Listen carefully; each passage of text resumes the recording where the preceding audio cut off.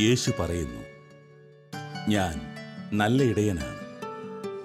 നല്ല ഇടയൻ ആടുകൾക്ക് വേണ്ടി ജീവൻ അർപ്പിക്കുന്നു. ആ നല്ല ഇടയന്റെ പ്രതിപുരുഷന്മാരായി ദൈവമക്കളെ മുന്നോട്ട് നയിക്കുന്നതിന് നിയുക്തരായ ഈ ലോകത്തിലെ ഇടയന്മാരാണ് പുരോഹിതർ. ഒരുമയോടെയും തീഷ്ണതയോടെയും വിശ്വാസത്തിന്റെ ഉറച്ച ബോധ്യത്തോടെയും സഭാമക്കളെ മുന്നോട്ട് നയിക്കുന്നതിനുള്ള ചുമതല ദൈവം അവർക്ക് നൽകിയിരിക്കുന്നു.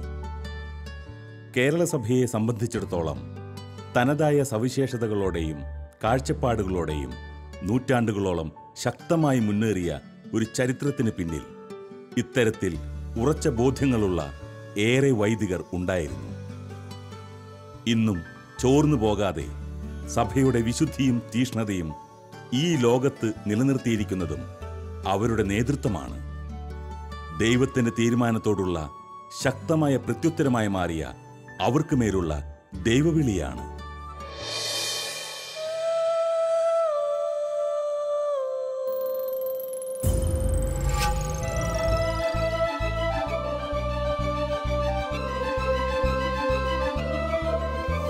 വള്ളോപ്പള്ളി പിതാവിൻ്റെയും കൈപ്പൻ പ്ലാക്കലച്ചൻ്റെയും ഏറെ പ്രത്യേകമായി വിശുദ്ധ അൽഫോൻസാമയുടെയും ശക്തമായ സ്വാധീനം നരിപ്പാറയച്ചൻ്റെ ജീവിതത്തിൽ ആദ്യഘട്ടം മുതൽ അദ്ദേഹത്തെ വഴി നടത്തിപ്പോന്നു. നരിപ്പാറയച്ചൻ്റെ ജീവിതത്തിലെ ആദ്യഘട്ടങ്ങളിൽ മിഷൻ ലീഗ് അദ്ദേഹത്തിൽ ചെലുത്തിയ സ്വാധീനം അദ്ദേഹം വെളിപ്പെടുത്തുമ്പോൾ അതൊരു കാലഘട്ടത്തിൻ്റെ സാക്ഷ്യമാണ്. SSLCക്ക് ഏറ്റവും ഉയർന്ന മാർക്ക് നേടി പ്രശംസനീയമായ രീതിയിൽ വിജയിച്ചപ്പോൾ തനിക്ക് ഏതു തൊഴിൽ മേഖലയും തിരഞ്ഞെടുക്കാനാകുന്ന സാഹചര്യത്തിൽ നിന്നുകൊണ്ട് അദ്ദേഹം ഒരു വൈദികനാകുവാനുള്ള തീരുമാനം സംശയലേശമന്യേ കൈക്കൊണ്ടു. നല്ലിടയൻ്റെ സ്വർഗീയ ചിത്രത്തിൽ നിന്ന് പ്രചോദനം ഉൾക്കൊണ്ട് ദൈവത്തിനു വേണ്ടി ആത്മാക്കളെ നേടാനിറങ്ങിയ അദ്ദേഹത്തിന് അവിടുന്ന് സമ്മാനിച്ചത് വിലമതിക്കാനാവാത്ത ഏറെ നേട്ടങ്ങളാണ്.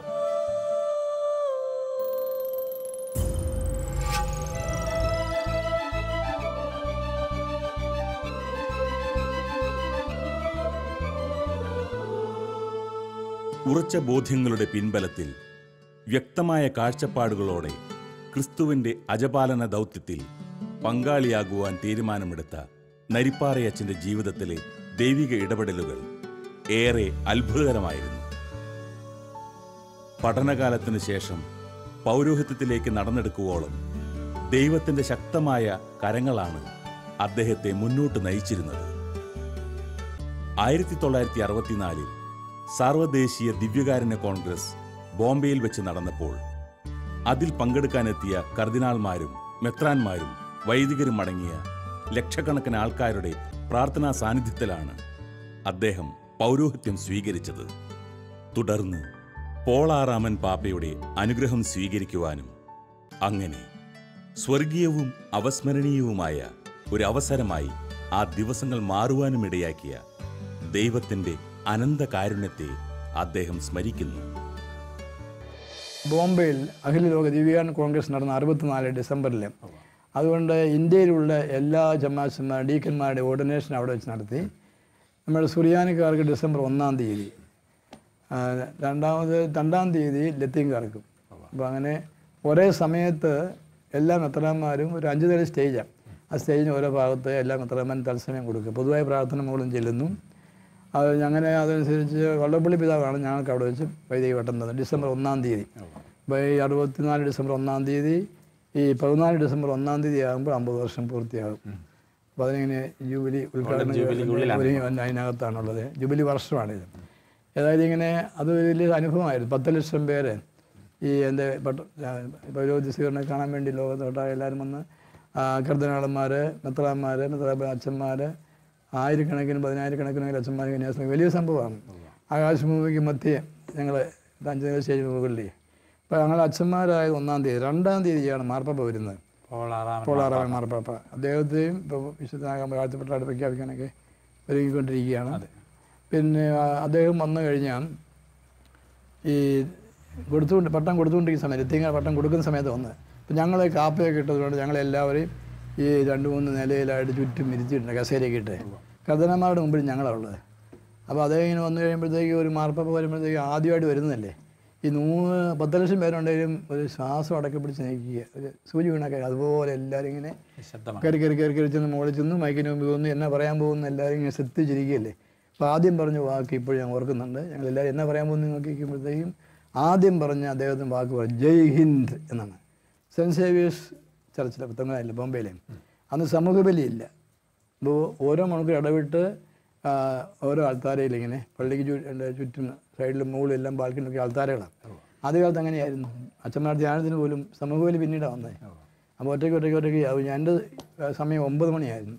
2-ാം തീയതി 9 മണിക്ക് സെൻറ്റ് സേവിയേഴ്സ് ചർച്ചിൻ്റെ ബാൽക്കണിയിലാണ് ഞാൻ കുർബാനയില്ലേ, കുർബാനയില്ലേ. പക്ഷേ കാണാൻ വേണ്ടി 2 പേരേ ഉള്ളൂ. ഈശോമിശിഹായുടെ പ്രിയപ്പെട്ട പോലെ ഒരു ചേട്ടൻ, 2 സെമിനാരിക്കാരാണ്, തോമസ് തൂങ്കുഴി, വർക്കീച്ചൻ തൂങ്കുഴി, ഇങ്ങനെ 2 പേരെയും ആ കുർബാനയിൽ കൂടെ മാത്രം, ബാക്കി ആരെയും അത് കണ്ടില്ല. പിന്നെ വന്നിട്ടാണ് തിരിച്ച് വന്ന വഴി കേരളത്തിൽ വന്ന് അൽഫോൻസാമ്മയുടെ കവടത്തിന് ആദ്യത്തെ കുർബാനയില്ലേ. അങ്ങനെ ഈ അൽഫോൻസാമ്മയുടെ എപ്പോഴും പ്രാർത്ഥിച്ചിട്ടുണ്ടെന്നുണ്ട് അച്ഛനാകാനും പരീക്ഷ ജയിക്കാനും ഒക്കെ ആയിട്ട്. വിശുദ്ധ അൽഫോൻസാമ്മയുടെ പ്രത്യേകമായ സാന്നിധ്യം കൊണ്ട് അനുഗ്രഹീതമായ ഒരു സാമൂഹിക പശ്ചാത്തലത്തിലാണ് നരിപ്പാറയച്ചൻ വളർന്നു വന്നത് എന്നതിനാൽ തന്നെ ആ മാധ്യസ്ഥവും സ്വാധീനവും ആ ജീവിതത്തിൽ എന്നുമുണ്ടായിരുന്നു. പ്രത്യേകിച്ച് കുഞ്ഞുങ്ങളോട് അടുത്ത ആത്മബന്ധം ജീവിച്ചിരുന്നപ്പോഴും പുലർത്തിയിരുന്ന ആ സഹന വിശുദ്ധ ജീവിത വിശുദ്ധിയിലേക്ക് കർത്താവിനു വേണ്ടി കൈപ്പിടിച്ചുയർത്തിയ അനേകരിലൊരാളാണ് നരിപ്പാറയച്ചൻ. ആ യാഥാർത്ഥ്യത്തെ ഹൃദയത്തിൽ ഉൾക്കൊണ്ടിരുന്ന അച്ഛൻ എക്കാലവും അൽഫോൻസാമ്മയോടുള്ള വണക്കത്തെ ഹൃദയത്തിൽ സൂക്ഷിച്ചിരുന്നു. പൗരോഹിത്യ സ്വീകരണത്തിന് ശേഷം ആദ്യമായി അർപ്പിച്ചതടക്കം അവസരം കിട്ടുമ്പോഴെല്ലാം അൽഫോൻസാമ്മയുടെ കബറിടത്തെങ്കിൽ ദിവ്യബലി അർപ്പിക്കാൻ അദ്ദേഹം ഇന്നും ശ്രദ്ധിക്കുന്നു.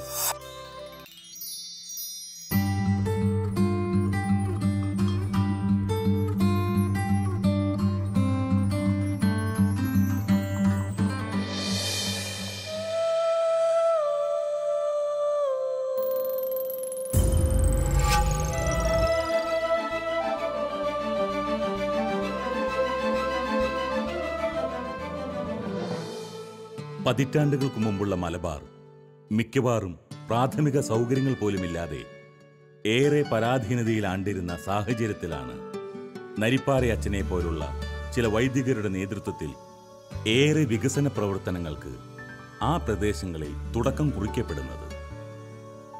1965 മുതൽ തലശ്ശേരി രൂപതയുടെ കീഴിലുള്ള പ്രധാന കുടിയേറ്റ മേഖലകളിൽ സേവനമനുഷ്ഠിച്ചിരുന്ന നരിപ്പാറയച്ചൻ ഒട്ടേറെ നിർമ്മാണ പ്രവർത്തനങ്ങൾക്ക് സ്തുത്യർഹമാംവിധം നേതൃത്വം നൽകി. ആദ്യകാലങ്ങളിൽ പള്ളിയോ താമസ സൗകര്യമോ ഇല്ലാത്ത സ്ഥലങ്ങളിൽ ഏറെ ത്യാഗവും രോഗപീഠകളും സന്തോഷത്തോടെ സഹിച്ചുകൊണ്ട് കർത്താവിൻ്റെ സഭയെ കെട്ടിപ്പടുക്കുവാനായി കഠിനാധ്വാനം ചെയ്ത അച്ഛന് തീക്ഷ്ണമായ ഏറെ അനുഭവങ്ങൾ പങ്കുവയ്ക്കുവാനുണ്ട്. ഞങ്ങളെ തലശ്ശേരിയിലേക്ക് വന്നിട്ട് മാർച്ച് 19-ാം തീയതി പിതാവ് പെരുന്നാൾ ദിവസം, പിതാവ് ആദ്യം വന്ന ദിവസം 54 മാർച്ച് 19-നാണ് തലശ്ശേരി കാലി കുത്തുന്ന വെള്ളപ്പള്ളി പിതാവ്. ആ കൃത്യ ഡേറ്റ് തന്നെ ഞങ്ങൾക്ക് എല്ലാവർക്കും ഓരോ സ്ഥലത്തേക്ക് എഴുതി തന്നു. എന്നെ ആദ്യം വെച്ചത് ചെറുപുഴ അസേന്തിയായിട്ടും തിരുമേനിപ്പള്ളിയിൽ വികാരിച്ചനും. തിരുമേനിപ്പള്ളി വികാരി താമസിക്കാൻ സൗകര്യമില്ല, ഒരു ഷെഡ് മാത്രമേ. ചെറുപുഴയിലെ വികാരിച്ചനാണ് എൻ്റെ ജസ്റ്റ് സീനിയർ, നമ്മുടെ വലിയവറ്റ പിതാവിൻ്റെ സഹപാഠി ഫാദർ ജോസ് മണിമലത്തറപ്പിൽ. അടുത്ത കാലത്ത് മരിച്ച പുള്ളി താമരശ്ശേരിയിലായിരുന്നു, പാറപ്പടിയിൽ. ആ സമയത്ത് മരിച്ച് ഞാൻ പോയിരുന്നു നടക്കുന്നൊക്കെ. അപ്പോൾ അതുകൊണ്ട് ഒരു ഗുണം കിട്ടി. ഞങ്ങൾ സഹപാഠികളാണല്ലോ. അപ്പോൾ ആ പള്ളിക്ക് ഒരു 15 അടി വീതി, 40 അടി നീളമുള്ളൂ. അതിൻ്റെ പുറകിൽ ഒരു മുറി, അതാണ് സങ്കീർത്തി. വേറെ മുറിയില്ല. അപ്പോൾ 2 കട്ടിലിട്ടാണല്ലോ ഇടയുള്ളൂ ഞാൻ മനസ്സിലാക്കി. ഞങ്ങൾ 2 അപ്പുറം ഇപ്പം 2 കട്ടിലിട്ടിരിക്കുക. നടുക്കൂടി ഒരു സ്ക്രീനും വെച്ചിരിക്കുന്നു.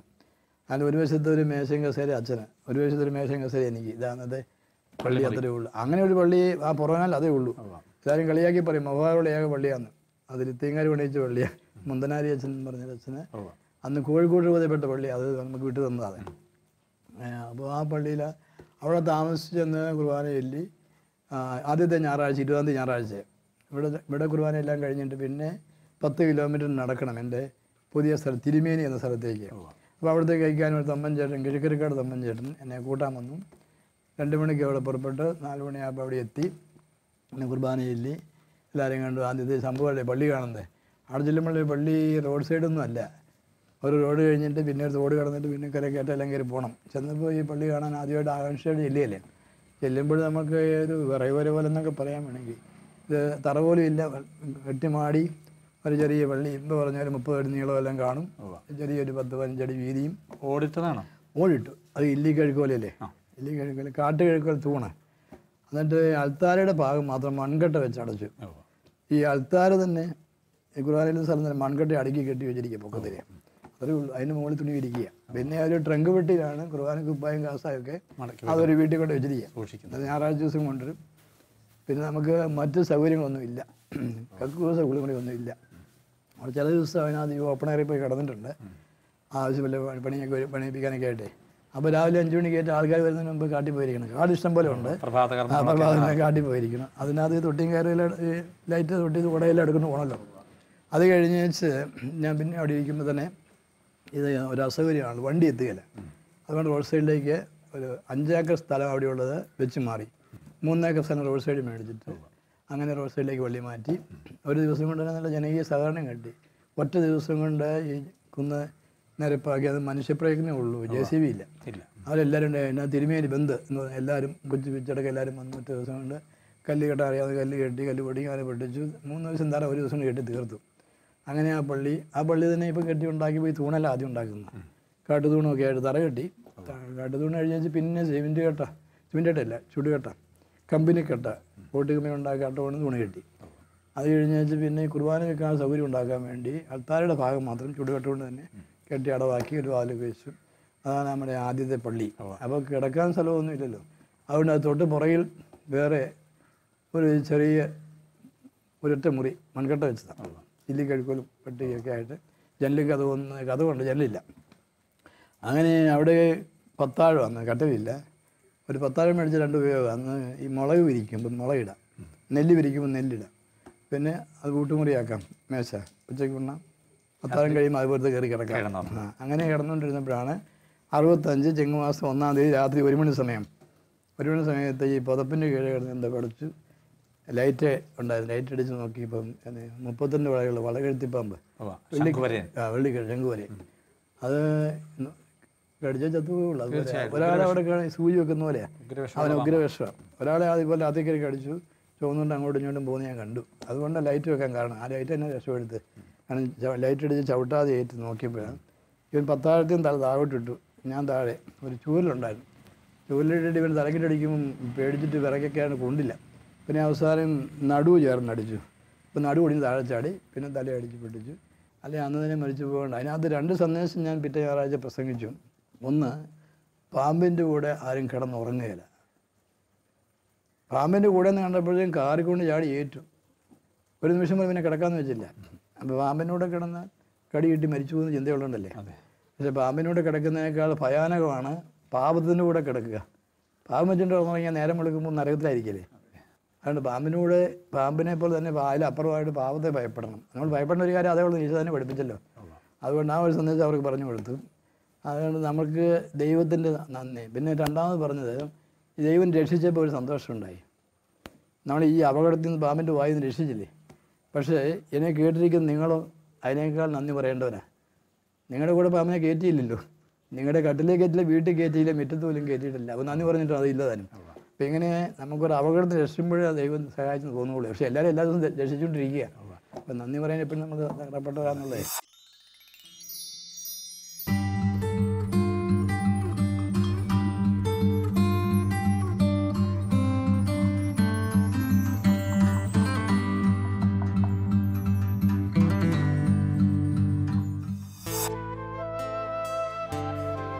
പൗരോഹിത്യ സ്വീകരണത്തിന് ശേഷം തലശ്ശേരി രൂപതയിൽ പ്രവർത്തന സജ്ജനായ നരിപ്പാറയച്ചൻ്റെ തുടർന്നുള്ള 50 വർഷക്കാലവും തിരക്കേറിയതായിരുന്നു. 12 പള്ളികളിൽ വികാരി, സെമിനാരി അധ്യാപകൻ, വചനപ്രഘോഷകൻ, സാമൂഹിക പ്രവർത്തകൻ തുടങ്ങി ഒട്ടേറെ പ്രവർത്തന മേഖലകളിൽ അദ്ദേഹം തൻ്റേതായ സ്ഥാനം കണ്ടെത്തി. ആദ്യം വികാരിയായി സ്ഥാനമേറ്റെടുത്ത തിരുമേനി ഇടവക മുതൽ ഇപ്പോൾ സേവനം ചെയ്യുന്ന കണിച്ചാർ വരെ ഓരോ നിമിഷവും അദ്ദേഹം പ്രവർത്തന സന്നദ്ധനും അത്യന്തം തീക്ഷ്ണമതിയുമായിരുന്നു.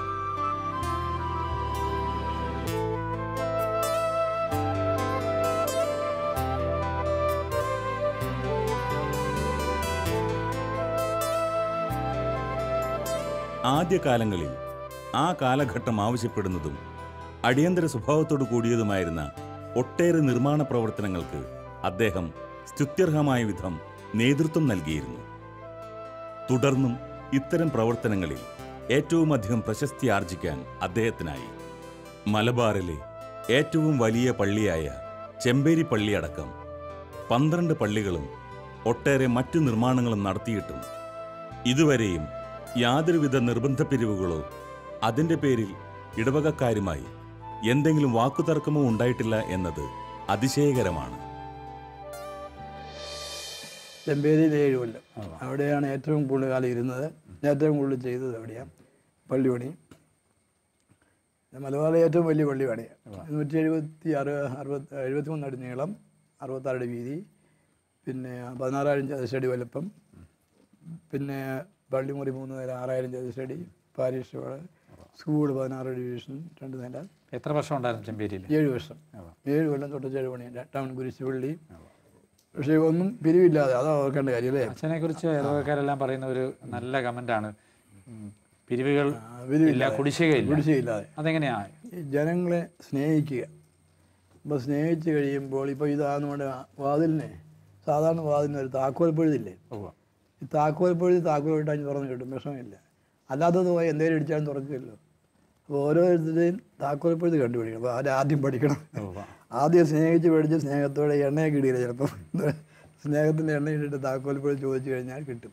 അതിനൊരു പോരായിയായിട്ട് എല്ലാവരും പറഞ്ഞുകൊണ്ടിരിക്കുന്നത് വെച്ചാൽ ചിലർ ഈ സ്നേഹത്തിൽ താക്കോൽ പഴുതി ഇല്ലാത്തവരുണ്ടെന്ന് അവർ തരാതിരിക്കുന്നവരെ കുറച്ച് പേര്, ഭൂരിപക്ഷം പേരും തരും, പക്ഷെ കുറച്ച് പേര് തരാതിരിക്കുന്നേ. അപ്പോൾ അതിന് ഞാനൊരു മറുപടി കണ്ടുപിടിച്ചിട്ടുണ്ട്. ഒരു വീട്ടിലാണെങ്കിലും മന്ദബുദ്ധി ജനിക്കാമല്ലോ, വികലാംഗം ജനിക്കാം. ബുദ്ധിയുള്ളവർ അപ്പന് നല്ല സമ്മാനം മേടിച്ച് കൊടുക്കുക, ശമ്പളം കൊണ്ട് കൊടുക്കുകയൊക്കെ ചെയ്യും. പക്ഷേ ഈ വികലാംഗനും ആ കുടുംബത്തിൽപ്പെട്ടതാണ്, മന്ദബുദ്ധി ആ കുടുംബത്തിൽപ്പെട്ടതാണ്. അവർക്ക് സ്വത്തിന് അവകാശം, ഭക്ഷണത്തിന് അവകാശം, മരുന്നിന് അവകാശം. അതുകൊണ്ട് എൻ്റെ ഈ ഇടവക ഒരു കുടുംബമാണ്. ഈ ഇടവക കുടുംബത്തിന് ചിലർ മന്ദബുദ്ധിയാകാം, പറഞ്ഞാൽ വന്ന് തിരിയുന്നത് അവർക്ക് മനസ്സിലാക്കുന്നത്, മനസ്സിലാക്കുക. ഞാൻ പറയുന്ന അവിടെ മനസ്സിലാകണ്ടേ, അയാൾ നേരത്തെ കിട്ടും. പിന്നെ വേറെ വികലാംഗന് അവൻ്റെ മനസ്സിനാണ് വൈകല്യം, അത് മാറുമ്പോൾ കിട്ടും. മനസ്സിൽ വൈകല്യം കാണത്തില്ലല്ലോ. അവൻ ധ്യാനം കൂടാൻ പോയിച്ച് വരും, പോണ്ടേ പോയിച്ച് വരുമ്പോൾ തരും, മനസ്സ് മാറിക്കഴിയുമ്പോൾ തരും. മിക്കവാറും തരാത്തതെല്ലാം പള്ളിപണി പൂർത്തിയാകുമ്പോൾ അവസാനമാകുമ്പോൾ എല്ലാവരും ഓടിക്കൊണ്ടും തരും. അങ്ങനെ അനുഭവം അതേ. അതുകൊണ്ട് കുടിശ്ശിക ആടിയിട്ടില്ല. 50 വർഷമായിട്ടും കുടിശ്ശിക ഇട്ടിട്ടില്ല. 1 രൂപയും കുടിശ്ശിക ഞാൻ ഇട്ടിടാ. അതൊരു ചെറിയ ഒരു വാശി പോലെ എനിക്ക് നിറവേറ്റണമുണ്ട്. 50 വർഷമായിട്ട് ഇവിടെ ഇപ്പോൾ 2 പണി നടത്തി. അവസാനത്തെ ഈ പള്ളി വന്നിട്ട് മഞ്ഞളാമ്പുറം പള്ളി, കണിച്ചാർ ഇടവേട് കുരിശുപള്ളിയായിട്ട് 90 ലക്ഷത്തിൻ്റെ മഞ്ഞളാമ്പുറം പള്ളിയുടെ കുരിശുപള്ളി പണിത് കൊടുത്തു 1 വർഷം കൊണ്ടേ, കുടിശ്ശികയില്ലാതെ. ഇപ്പം പാരീഷോട് ഒരെണ്ണം പണിതിരിക്കുന്നു, 5,500 സ്റ്റഡി വലുപ്പമുള്ളതായി. അതിന് കുടിശ്ശികയില്ല. അപ്പോൾ ഇവരെല്ലാവരും കുടിശ്ശിക്കുന്ന കാര്യം എല്ലായിടത്തും പറയും, കുടിശ്ശിക വേണമെന്നൊക്കെ അവർ കേട്ടിട്ടുള്ള ആലേ ഉള്ളൂ. അപ്പോൾ ഞാൻ സാരമില്ല, ഇങ്ങനെ വലിയ പള്ളിയും പണിയൊക്കെ നടത്തിയിട്ടുണ്ടല്ലോ കുരിശ്ശികയില്ലാതെ തന്നെ. ഇവിടെ നടക്കും. അല്പം സാവകാശം വരും, ഞാൻ എല്ലാവരും പോകണം. ഞാൻ തന്നെ നേരിട്ട് പോയി എല്ലാവരും സ്നേഹിച്ച് പിടിക്കണം. അതേ ഉള്ളൂ. 1 രൂപയ്ക്ക് ഒരു വാതിൽ എന്ന ഒരു അത് വായാട്ടുറമ്പിലായിരുന്നു. വായാട്ടുറമ്പിൽ പള്ളിക്കൂടം പണിതപ്പോൾ 200 അടി കെട്ടിടത്ത് ഞാൻ പറഞ്ഞല്ലോ, 260 അടി കെട്ടിടം പണിതു. അപ്പം അതിന് വാതിലില്ലായിരുന്നു. വെച്ചപ്പോൾ ഭിത്തി കെട്ടി ഒരു മേക്കൂടി കയറ്റി ക്ലാസ് തുടങ്ങി. അപ്പം ക്ലാസ് പിന്നെ വാതിൽ വെക്കാൻ വേണ്ടി ഒരു പരിപാടി പറഞ്ഞ് 1200 പിള്ളേർ പഠിക്കുന്നുണ്ട്. അപ്പോൾ എല്ലാ പിള്ളേരും 1 രൂപ കൊണ്ടുവന്ന് 1000 രൂപയ്ക്ക് വാതിലുണ്ടാക്കി തരാമെന്ന് കരാറുകാരൻ പറഞ്ഞു. അപ്പോൾ 1 രൂപയ്ക്ക് ഒരു വാതിൽ ഒരാഴ്ചയിൽ 1 രൂപ കൊണ്ടുവന്നാൽ മതി. അപ്പം എല്ലാ പിള്ളേരും കൊണ്ടുവരുമ്പോൾ 1200 രൂപ ആയല്ലോ. പിന്നെ അത് ആരൊക്കെ കൊടുക്കണമെന്ന് നിശ്ചയിക്കാൻ വേണ്ടി ഏറ്റവും കൂടുതൽ കൊണ്ടുവന്ന ക്ലാസ്സിന് ആദ്യം കൊടുക്കുക. അത് കഴിയുമ്പോൾ രണ്ടാമത്തെ അങ്ങനെ. അപ്പോൾ ആ ടീച്ചറിൻ്റെ കഴിവ് മനസ്സിലാക്കാൻ പറ്റി, പിള്ളേരെ സ്വാധീനിക്കാൻ കഴിവുള്ള. അങ്ങനെ ഏത് കാര്യവും നമുക്ക് നിസ്സാരമായിട്ട് തന്നെ ചെയ്യാൻ പറ്റും. എല്ലാവരും സമൃദ്ധിയോട്, സഹകരണത്തിലൂടെ സമൃദ്ധിയിലേക്ക് എല്ലാവരും സഹകരിക്കുകയാണല്ലേ. അപ്പോൾ അതാണ് എൻ്റെ അതേ പ്രധാന ആശയം. എനിക്ക് തന്നെ നല്ല ബോധ്യത്തോടെ പറയുന്നതും വികലാംഗൻ്റെ കാര്യമേ. അപ്പോൾ അവരോട് ഞാൻ പറയും, ഞാനാണ് വികലാംഗൻ, ഞാനാണ് മന്ദബുദ്ധി, നിങ്ങൾ ചിന്തിക്കണം. അപ്പോൾ അവർക്ക് ഞാൻ എല്ലാം തെളിയിക്കണ്ടേ. തീർച്ചയായിട്ടും. പക്ഷെ നമ്മൾ അതല്ല, നീ മന്ദബുദ്ധിയാണെന്ന് എനിക്കറിയണം, നിനക്ക് വൈകല്യമുണ്ടെന്ന് എനിക്കറിയണ്ട, നീ അവനും ഇവനും തരുന്ന കാശെല്ലാം തന്നോണം എന്ന് പറയുന്ന അച്ഛനല്ലേ മന്ദബുദ്ധി എന്ന് ഞാൻ പറയുന്നത്.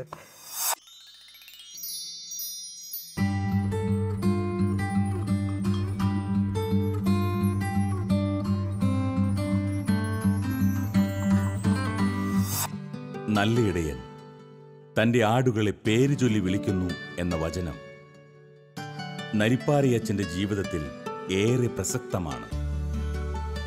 50 വർഷം മുമ്പ് സേവനം ചെയ്ത ഇടവകകളിലെ അംഗങ്ങളെയും അന്യമതസ്ഥരെയും പോലും അച്ഛൻ ഇന്നും വ്യക്തമായി ഓർമ്മയിൽ സൂക്ഷിക്കുന്നു.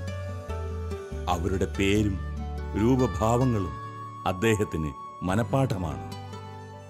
അച്ഛനെക്കുറിച്ച് പറയുമ്പോൾ അത്ഭുതത്തോടെയും സന്തോഷത്തോടെയും ഏവരും സ്മരിക്കുന്ന ഈ സദ്ഗുണം അദ്ദേഹത്തിൻ്റെ അർപ്പണബോധത്തിൻ്റെ അടയാളം കൂടിയാണ്. പണ്ടുകാലത്ത് പറഞ്ഞ കാര്യങ്ങളും കേട്ട കാര്യങ്ങളും എല്ലാം ഇങ്ങനെ ഓർമ്മയിൽ സൂക്ഷിക്കുന്നുണ്ടല്ലോ. അച്ഛൻ്റെ ഓർമ്മശക്തിയെക്കുറിച്ച് എല്ലാ ഇടവകയിൽ നിന്നും സാക്ഷ്യം പറയാറുണ്ട്. പഴയ കാലത്ത് ഇങ്ങനെ പഠിക്കാൻ കഴിവുണ്ടെന്നു പറഞ്ഞാൽ 10ാം ക്ലാസ്സിൽ ഫസ്റ്റ് കിട്ടുന്ന, അതുപോലെ സെമിനാറിൽ ചെന്നപ്പോഴും പഠിക്കാൻ എളുപ്പമുണ്ടായിരുന്നു. ഭാഷയൊക്കെ പഠിക്കുക, വാക്കുകളൊക്കെ തന്നെ പഠിക്കാനൊക്കെ ഒരു പ്രചോദനം. എല്ലാവരുടെയും പേരുകൾ ഇങ്ങനെ ഓർത്തിരിക്കുന്ന ഒരു ചൊല്ല് തന്നെയാണ്. അതുകൊണ്ട് അങ്ങനെ ഒരു ഒന്നാമത്തെ കാര്യം അവരെ സ്നേഹിക്കുക, ഇഷ്ടപ്പെടുന്നവരുടെ പേര് മറക്കുകയില്ല. നമ്മുടെ വീട്ടിലുള്ളവരുടെയും അതുപോലെ ആത്മാർത്ഥമായിട്ട് സ്നേഹിക്കും. ഇപ്പോൾ എല്ലാവരും സ്നേഹിച്ചു എന്നുള്ളതാണ് ചുരുക്കം ഒന്നാമത്തെ കാര്യമല്ലേ. പിന്നെ അതുകൊണ്ട് പിന്നെ എനിക്ക് കുട്ടികളുടെ പേര് പഠിക്കാനാണ് കൂടുതൽ ഇഷ്ടം വന്നത്. കുട്ടികളെ ഞാൻ കുട്ടിയായിരുന്നപ്പോൾ എന്നെ സ്വാധീനിച്ച അച്ഛന്മാരാണല്ലോ, മിഷനിലെ കുഞ്ഞേട്ടനൊക്കെ. അപ്പോൾ സ്വാധീനിക്കാൻ പറ്റിയ സമയം കുട്ടികളുടെ സമയമാണ്. അതുകൊണ്ട് ധ്യാനം വയ്ക്കൂ, എല്ലാവരും കുട്ടികളുടെ ധ്യാനം വയ്ക്കാനും കുട്ടികളുടെ പുസ്തകം കൊടുക്കാനും വേദപാഠം ഇതൊക്കെ നോക്കാനും കൂടുതൽ താല്പര്യം ഉണ്ടായത് അങ്ങനെയാണ്. അപ്പോൾ എന്നെ സ്വാധീനിച്ച പോലെ മറ്റുള്ള കുട്ടികൾക്കും ഇത് ഉണ്ടാകണം എന്നുള്ളത്. അപ്പോൾ അവരെ പേര് പഠിക്കുന്ന വലിയ കാര്യമാണെന്ന് മനസ്സിലായി. അത് ഈ കൂരാച്ചുണ്ടിൽ തന്നെയാണ്. ഞാൻ ഏറ്റവും കൂടുതൽ ഞാൻ പിള്ളേരെ കണ്ടത് അവിടെ വെച്ചാണ്. അതുകൊണ്ട് ഞാൻ അവിടെ ഉച്ചയ്ക്ക് ഉണ്ണാൻ വിട്ടാൽ, ഉച്ചയ്ക്ക് ഞാൻ ചോറുണ്ടെങ്കിൽ 1 മണിക്ക് 2 മണി വരെ ക്ലാസ്സിൽ കൂടെ പോവുക പേര് പഠിക്കാൻ. ഇന്നലെ പഠിച്ചവർ ഇന്ന് പഠിക്കണ്ടല്ലോ. അവർ 4 വർഷം ഇരുന്ന് എല്ലാവരുടെയും പേര് പഠിച്ചു പോയി. ഹിന്ദുക്കളുടെ മുസ്ലിങ്ങളുടെ എല്ലാവരുടെയും പേര് പഠിച്ചു. ഇപ്പോൾ ഓരോ വീട്ടിലെയും പിള്ളേരുടെ ഈ മുസ്ലിങ്ങളുടെ പേര് തന്നെ ഇത് കാണാപ്പോൾ അറിയാം. ഫരീദ്, ഹമീദ്, ദിലീപ്. ഒരു വീട്ടിലെ 3 മുസ്ലിം പിള്ളേരാണ്. 20 വർഷം കഴിഞ്ഞിട്ട് ഞാൻ അവിടെ ചെന്നപ്പോൾ മൈക്കിടെ ഇത് പ്രസംഗിച്ചപ്പോൾ ഇപ്പോൾ ലോക്കൽ TV ഉണ്ടല്ലോ, അവിടെ ഇരുന്ന് കേട്ടവർക്ക് സന്തോഷമായി. ഒരു ആനക്കാരൻ്റെ മക്കളായി, ഫരീദ് ആനക്കാരൻ തന്നെയായി. അപ്പോൾ അവർക്കെല്ലാം അത് കേൾക്കുമ്പോൾ ഭയങ്കര സന്തോഷമായി. അപ്പോൾ അവരെ സ്നേഹിക്കുന്ന പേര് പറഞ്ഞാൽ എല്ലാവരും കീഴടക്കുന്നുള്ളതാണ്. അതിൻ്റെ ഒരു ആശയം കൂടെ പറയാം. ഈ സക്കേവൂസിൻ്റെ കഥ നമുക്ക് വായിക്കുക ഉണ്ടല്ലോ. സക്കേവൂസ് ഈശോയെ കണ്ടിട്ടില്ല, കാണാൻ വേണ്ടി മരത്തിൽ കയറിയിരുന്നത്, അത്തിമരത്തിൽ കയറിയിരുന്നത്. അപ്പോൾ അവിടെ ചെന്ന് കഴിഞ്ഞപ്പോൾ ഈശോ ആദ്യം ചെയ്തത് എങ്ങനെയാണ്? കാണാതെ തന്നെ പുള്ളിയെ പേര് വിളിച്ചു. ഇതിൻ്റെ പേരെന്നാ ചോദിച്ചില്ലല്ലോ. സക്കേവൂസ് ഇറങ്ങി വരിക എന്ന് പറഞ്ഞ്, നിൻ്റെ വീട് ഞാൻ താമസിക്കാന്നേ. അപ്പോൾ ആ പേര് വിളിച്ചപ്പോൾ തന്നെ കീഴടങ്ങിയവൻ. എൻ്റെ പേര് നിനക്കറിയാം, എൻ്റെ പെരുമാറ്റം പോലെ എൻ്റെ ജീവിതം എല്ലാം അറിയാം. ഒരുത്തൻ്റെ പേര് വിളിച്ച് മുഖത്ത് വിളിച്ച് അവൻ കീഴടങ്ങി തന്നെ വലിയൊരു ബന്ധമായി. അത് ഈ അവിടെ യാക്കോബേറ്റ് വീട്ടിൽ 2 വയസ്സൊക്കെയാണെന്ന് പറയാം. 2 പിള്ളേർ, ശാന്ത, ലാലി, 2 പിള്ളേരന്ന് 5ാം ക്ലാസ്സിൽ 3-ലൊക്കെ പഠിക്കുക. ഇവരുടെ പേര് ഞാൻ ജോസഫ് എന്നൊരു കുഞ്ഞങ്ങൾ 2 വയസ്സേ ഉള്ളൂ. ഇവരുടെ പേര് വിളിച്ചു. ഞാൻ 2-3 പ്രാവശ്യം അവിടെ വീട്ടിൽ പോയിട്ടുള്ളൂ, യാക്കോബേറ്റ് ആയതുകൊണ്ടേ അധികം പോകേണ്ട ആവശ്യമില്ലല്ലോ. മറ്റെല്ലാ വീട്ടിലും 25 പ്രാവശ്യം പോയിട്ടുണ്ട്. അപ്പോൾ എല്ലാത്തും ഞാൻ സമയം കിട്ടുമ്പോൾ നടക്കാൻ പോകും. അല്ലാതെ ആയിട്ട് ഓരോ ഇടവേലും മിനിമം 25 പ്രാവശ്യം ചെല്ലും. അപ്പോൾ കുരാച്ചന് പോകുന്നപ്പോൾ ഞാൻ പറഞ്ഞ കാര്യം ഇപ്പോൾ ഓർക്കുന്നുണ്ട്. ഞാൻ ഇതിൽ വട്ടത്തിൽ നടന്ന കാര്യം നീളത്തിലാക്കുകയാണെങ്കിൽ ഡൽഹിയിൽ പോയിട്ട് തിരിച്ചു വരാൻ മാത്രം നീളം ഇതിലൂടെ ഞാൻ നടന്നിട്ടുണ്ട് വട്ടത്തിൽ. അപ്പോൾ അങ്ങനെ നേരിട്ട് എല്ലാവരെയും ബന്ധപ്പെടുക എന്നുള്ളത്, അതാണ് ഇടയിൽ ആടിനെ പേര് ചൊല്ലി വിളിക്കുക എന്നുള്ളത്. അത് നല്ല ഇടേൻ്റെ അടയാളം, അതൊക്കെ എനിക്കൊരു ആവശ്യമായി പേര് വിളിക്കുക എന്നുള്ളത്. ഏതായാലും ഈ കൊച്ച് ശാന്ത കെട്ടിച്ച് വിട്ടു. കോതമംഗലത്തിൽ പ്രൊഫസർ കെട്ടി. ലാലി കൂടടഞ്ഞിൽ അതിൻ്റെ വല്യപ്പനാണെന്നേ. വല്യപ്പൻ മരിച്ചു കഴിഞ്ഞപ്പോൾ എനിക്ക് ഈ ഐസക്കേട്ടർ ഇവരുടെ പിള്ളേരുടെ അപ്പം കത്തെഴുതി. അപ്പോൾ 7-ാം ചരവന്നെ ശനിയാഴ്ച വരാമെന്ന് ചോദിച്ചപ്പോൾ ശനിയാഴ്ചയാണ് ഞാൻ വയറിലാണ്, ദൂരെയാണ്, പറ്റിയതിൽ പ്രാർത്ഥിച്ചേക്കെന്ന് പറഞ്ഞ് എഴുതി. ആ കൂടെ 2 വാക്ക് മാത്രം ചേർത്ത് ശാന്തയ്ക്കും ലാലിക്കും സുഖമാണോ. ഇവർ വന്നു കഴിഞ്ഞപ്പോൾ ഈ എഴുത്ത് കാണിച്ചു. അന്നേരത്തേനും ഈ പിള്ളേരെ എഴുത്തും കൊണ്ട് പോയിച്ച് എനിക്ക് മറുപടി എഴുതി. അപ്പോൾ അക്ഷരാർത്ഥത്തിൽ ഞങ്ങൾ 2 പേരുടെയും കണ്ണുനീര്, സന്തോഷത്തിൻ്റെ കണ്ണീരകത്ത് വീണു. ഞങ്ങൾ യാക്കോബേറ്റുകാരായിട്ടും ഇത്രയും കൊല്ലമായിട്ടും അച്ഛൻ ഞങ്ങളുടെ പേര് ഓർത്തല്ലോ. അപ്പോൾ എനിക്ക് അന്നേരം മനസ്സിലായി പേര് ഓർക്കുന്നതിൻ്റെ എന്തുമാത്രം സ്വാധീനിക്കുന്നുണ്ടെന്നുള്ളത്, ശക്തിയുണ്ടെന്നുള്ളത്.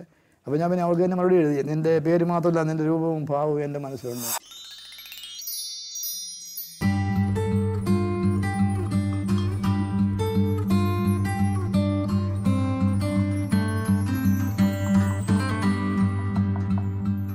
ജോർജ് നരിപ്പാറിയച്ചൻ്റെ സേവനകാലങ്ങളെക്കുറിച്ച് ചിന്തിക്കുമ്പോൾ പറഞ്ഞവസാനിപ്പിക്കാൻ കഴിയാത്ത വിധം ഏറെ തലങ്ങളിൽ അത് വ്യാപിച്ചിരിക്കുന്നു.